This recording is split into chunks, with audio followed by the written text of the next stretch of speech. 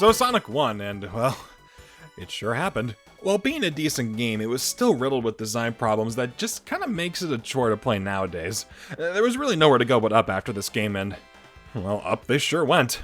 Sonic 2, released in 1992 on November 21st, which was also on a Tuesday, which was also dubbed Sonic Tuesday, and it also came launched with the Sega Genesis Model 2. I would complain about how many 2s are associated with this game, but I really have no room to talk considering my birthday. Once it launched, it was a mega hit, selling over 6 million copies on the Sega Genesis alone, and with subsequent re-releases makes it one of the top-selling games in the entire series. I do remember enjoying it when I first played it for the channel, but upon replaying it, I forgot how much I really loved this game.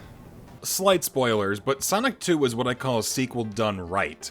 It improves on so much from the first game, and it ushered in so many design philosophies that are still used in the series to this day. For a while, this was the highest selling Sonic game of all time, and then Sega decided to put the first game on everything, and then suddenly this happens. It's fun looking at the sales figures for this series and seeing just how much I hate them. Like, the mobile game Sonic Dash sold more than Sonic 2 and 3.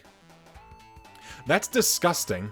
So after the release of Sonic 1, there was a bit of a dispute between the series creators Yuji Naka and Naoto Oshima as to what direction the series should be taken in. Naka would leave for a short while until he decided to return to Sega's American studio, Sega Technical Institute, or STI for short.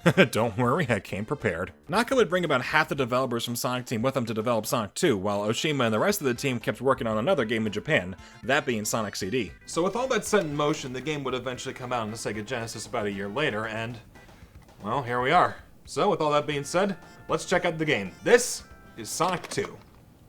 So the plot of Sonic 2, Dr. Robotnik wants to take over the world. What's that second verse? Same as the first. Yeah, the plot is pretty much the same as last time in that we are a hedgehog fighting obesity, natural enemies. There are a few things that help elevate the stakes and add some depth to the game, the first being Sonic's 8-year-old companion Tails, and in saying that out loud, why is Sonic hanging out with an 8-year-old boy? Tails' creation actually came from Yuji Naka wanting to implement multiplayer into the game, as he wanted to give the second player someone unique to control. The age, I'd imagine, came from the idea that most people would be playing with their younger siblings, and the whole big brother, little brother dynamic is something that would be fleshed out in later games, but here it's more for gameplay reasons. The only reason I could see as to why the developers would give him two Tails is to justify how he can catch up with Sonic in the stages, and also to market the fact that, yep, this game is a sequel alright, that too doesn't lie. So as far as how the game plays this time, it may seem very similar to the first game. You are Sonic, and you're going fast. Thank God. Yeah, from a glance it may look like it plays the same, but once you actually sit down and play it, oh my god, this is way more fun.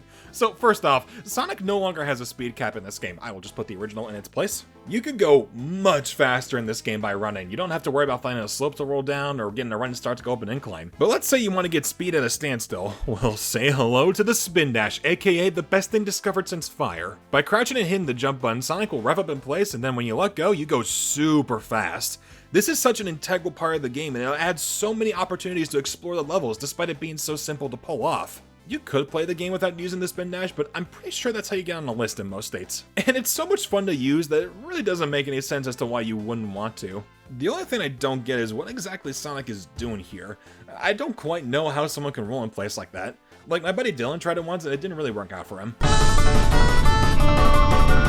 The controls are so fine-tuned, it just feels so good to play, but it's not overly complicated to the point where the player feels overwhelmed. It's very easy to pick up and play, and despite that simplicity, more people still bought Sonic Dash. Damn it! Now, the improved controls are one thing, but the levels? Oh my god, the levels are so good in this game! I have to hand it to Naka and his team. They really hit it out of the park with these stages. It's as if they played the first game and said, hey, I only like the stages where I actually had fun, and made a game about that. To start things off, we have Emerald Hill Zone, which feels like a natural evolution to Sonic 1's Green Hill Zone. This is a fun stage. It has a ton of secrets and pathways, and the music just evokes this feeling of starting an adventure. I love it.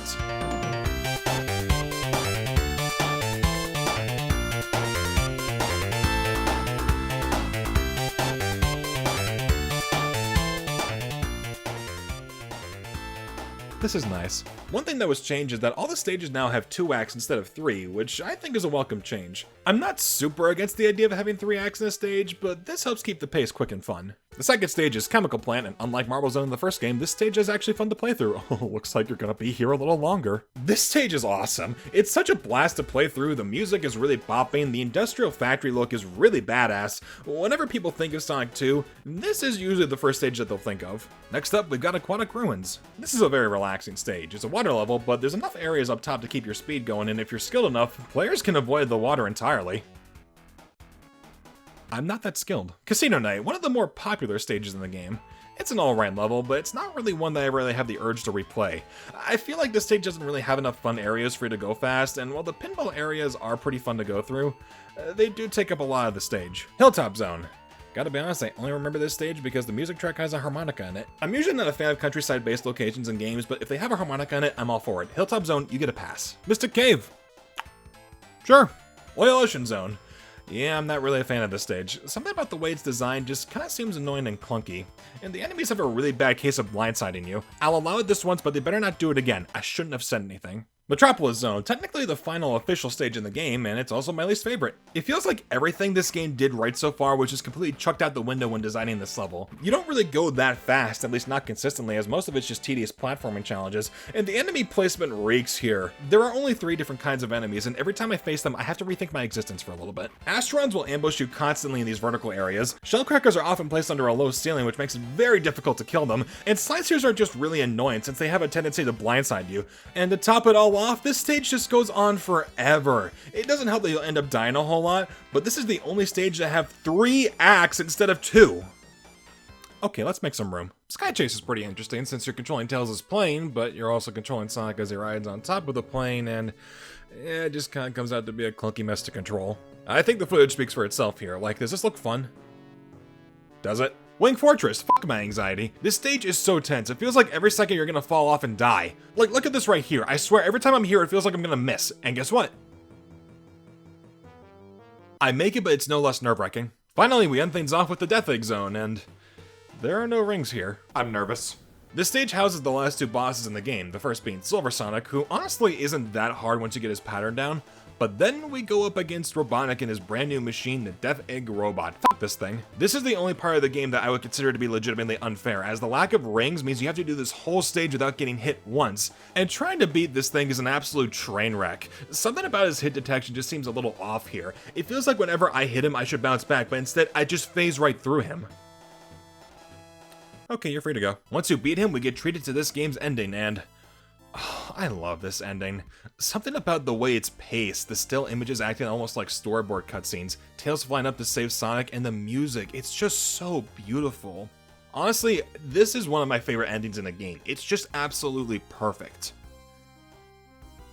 Until you get the Chaos Emeralds. Yes, once again, these mystical gemstones are back, with there being 7 emeralds now instead of 6. The way you get them this time has been made much easier, as you do it by crossing a checkpoint with 50 rings and jumping into the star it emits. And then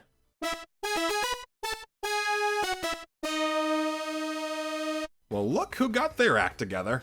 Yes, the special stages return, this time as a half pipe where you have to run through and collect as many rings as possible. Sounds simple, easy, and even fun. Yeah, I don't like these stages either. Something about Sonic's control here, it feels a bit too slippery for my liking, and it's difficult to see the rings as they approach you.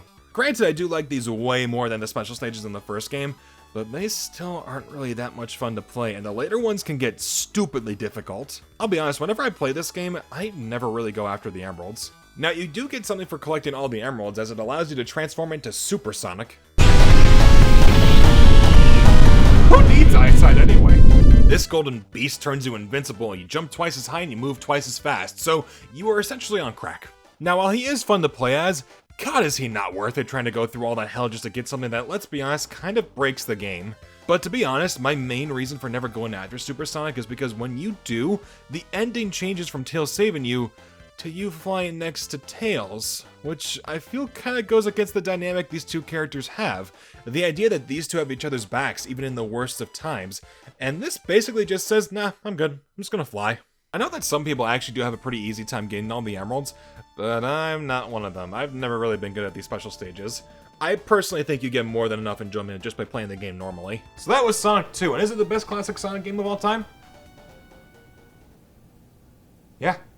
Like I said, this game really surprised me with how much I still enjoyed it all these years later. The tweaks to the controls make it a dream to play, the levels are so much fun compared to the first game, the graphics and music are great. It's honestly just a really solid time. While the first game may have created the series, I think most can agree that the series really started here. I absolutely recommend you play it, and it's available on lots of consoles, Steam, the Switch eShop, Sega Classics Collection, but I'd honestly recommend the mobile phone version of this game. I know, of all versions, why this one? Well, this port was created by Christian Whitehead, who also redid Sonic 1 and CD for mobile, and these versions are fantastic. They add things like a save feature, the ability to spin dash in Sonic 1, and Tails has the ability to fly when you play as him in Sonic 2. Along with that, there was also some cut content that was re-implemented back into the game, like Hidden Palace Zone, a stage you were supposed to get by collecting all the emeralds. These are just really fantastic versions. I'd say for maximum enjoyment, you should probably get a Bluetooth controller, but the touch controls actually work pretty well on their own. Sonic 2 is still a blast to play and a great starting point for any newcomer to get into the series. Now, even though it was one of the top selling games on the Sega Genesis, the first game did outsell it by quite a decent amount, which, makes sense. It was heavily advertised a lot, and it came bundled with a bunch of Genesis systems. And through the subsequent re-releases that came out throughout the years, it had no problem selling twice as many copies as Sonic Dash. Ha! Take that!